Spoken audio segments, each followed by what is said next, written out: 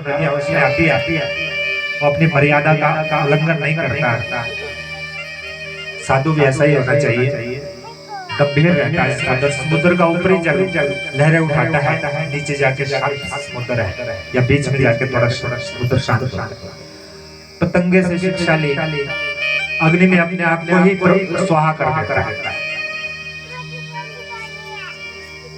अर्थात ब्रह्मचर्य का पालन करो, स्त्री संग ना करो। ये पतंगे से शिक्षा ली। भौरे से शिक्षा ली कि रस ग्रहण कर लो, शास्त्रों को पढ़ो और उचित बातें ग्रहण कर लो और उनका ऊपर आचरण करो। ये मैंने भौरे से सार ग्रहण करने की शिक्षा ली।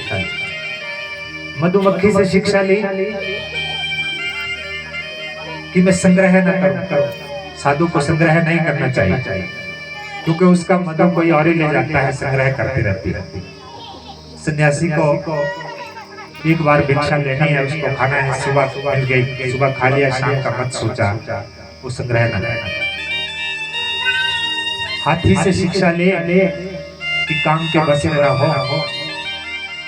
लोग गड्ढा खोदते हैं, ऊपर से घास बिछा देते हैं, लकड़ी की हाथी ने वहां रख देते हैं, हाथी उसकी ओर आकर्षित होता है, हाथी को खींच लेते हैं और हाथी उस गड्ढे में गिर जाता है, फिर हाथी को पकड़ लेते हैं।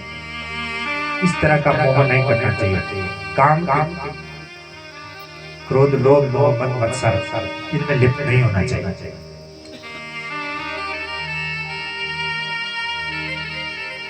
और मैंने जो शहद निकालता है उससे ये शिक्षा ली कि संसार में लोभी पुरुष बड़ी कठिनाई से धन संग्रह करते हैं, तो उसको कोई दूसरा ही ले जाता है। तो कहते धन संग्रह इतना अधिक ना करो कि वो ना दान के काम आए, ना भोग के काम आए, उसकी तृतीया गति हो, नष्ट हो जाए। हरिण से सीखा कि अधिक गायन की ओर मोहित ना हो। साधु को कीर्तन करना चाहिए, कीर्तन करें पर प्रयास करें कि एकांत में रहें। ऐसा ना हो कि कीर्तन में मस्त हो जाए, गायन में मस्त हो जाए, कुछ लौकिक गीत आ जाए और उसके मन में विकार आ जाए। हिरण भी उसी गायन के कारण बहेलिए के जाल में फंसता है। मछली अपनी जीभ पर कंट्रोल नहीं रख सकती, कांटे में या तो दूसरी मछली डाली जाती है या कुछ डाला जाता है, वो रस के लोभ में उसमें फंस जाती है। सन्यासियों को, भक्तों को ऐसा ना करना। एक पिंगला वैश्या थी,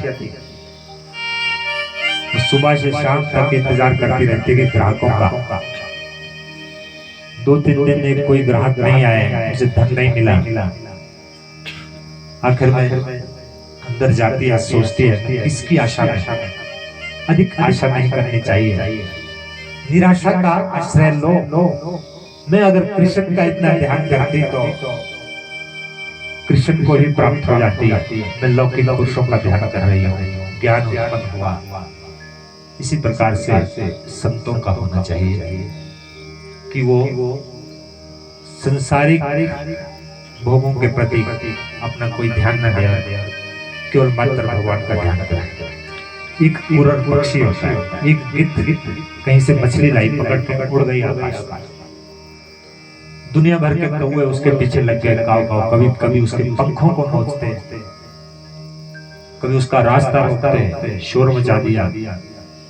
अंत में गिद्ध भी घबरा गई, उसके मुंह से मछली छूट गई। मछली छूटी तो वो भी छूटे कौवे को, मछलियों की ओर भागे। गिद्ध आराम से एक पेड़ पर बैठ गई। ओहो, अब उसको ध्यान आया कि सारा प्रपंच तो इस मछली का था, मैं इस मछली को नहीं छोड़ पा रही थी, और ये बंधन, संसारिक लोग मेरे पीछे पड़े हुए हैं। गठरी को थोड़ा त्याग दो ताकि शांति से रह सको। ये कहते मैंने उस पक्षी से सीखा। बालक से शिक्षा ले कि थोड़ी देर के लिए बालक लड़ता झगड़ता है, कुछ सेकंडों बाद ही वो मित्र बन जाता है। उसके मन में किसी प्रकार का विकार नहीं होता, शुद्ध मन होता है, निर्मल होता है। साधुओं का स्वभाव ऐसा ही होना चाहिए। एक कन्या को देखने के लिए कुछ लोग आए, विवाह करना था, कन्या अकेली थी, उनके लिए भोजन वगैरह बनाना था, धान कोड़ने निकल गई। उसने 4 चूड़ियां डाली थी हाथों में, धान कोड़ने लगी। वो ये जाहिर नहीं होना देना चाहती थी कि घर में कुछ नहीं है, आप धान कोड़ के आप चावल। चूड़ियां खनकने लगे, उसने पहले एक चूड़ी उतारी, फिर भी खनक रही, दो, तीन, आखिर में उसने अपने हाथ में एक चूड़ी रखी, फिर आवाज नहीं आई। संतों को भी एकांत का वास करना चाहिए, बहुतों के साथ इकट्ठे नहीं रहना चाहिए, बुद्धि में विकार आ जाता है। बाण बनाने वाले से राजन मैंने एकाग्रता सीखी, तो कितनी एकाग्रचित होकर बेशक बाणी बना रहा होगा, मन तो उसका एकाग्र है। राजा की सवारी निकली, उसको पता ही नहीं चला कि यहाँ से राजा की सवारी निकली, उसकी बाण की धार बनाने में लगा हुआ था। सर्प से अकेले रहने की शिक्षा ली। एक भृंगी कीट होता है, वो रहता है लकड़ी के पोखर में, बाहर एक उसको खाने के लिए भौरा मंडराता है। भृंगी कीट डर जाता है